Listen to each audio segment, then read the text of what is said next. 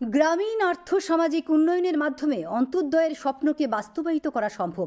আগরতলার প্রজ্ঞা ভবনে মুখ্যমন্ত্রী প্রাণী পালক সম্মান নিধির দ্বিতীয় কিস্তি প্রদান অনুষ্ঠানে কথা বলেন মুখ্যমন্ত্রী ডাক্তার মানিক সাহা। তিনি বলেন, প্রাণী পালকদের উন্নয়ন হলে গ্রামীণ অর্থনীতি শক্তিশালী হবে। তিনি বলেন, চলতি বছরে 5,000 প্রাণী পালককে সম্মান নিধি প্রদান করা হবে। এছাড়াও গৃহপালিত প্রাণীর দুর্ঘটনায় মৃত্যু হলে সর্বোচ্চ 20,000 টাকা পর্যন্ত আর্থিক সহায়তা প্রদান করা হয়। অনুষ্ঠানে প্রাণী সম্পদ বিকাশ দপ্তরের মন্ত্রী সুধাংশু দাস বক্তব্য রাখেন। Mayor Dipak Majumdar, deputy mayor Monika Das Datta প্রমুখ উপস্থিত ছিলেন।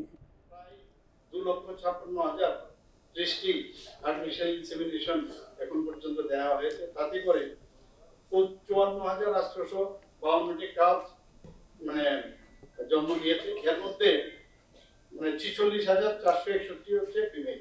এটা একটা বিশেষ আমাদের উদ্যোগ, এবং এতে করে কিন্তু আমাদের দুধের দিক দিয়ে অনেক বেশি আমরা স্বাবলম্বী হব। এতে করে আমাদের ত্রিপুরা রাজ্যের যে জিডিপি রেট আরো অনেক বেশি বাড়বে।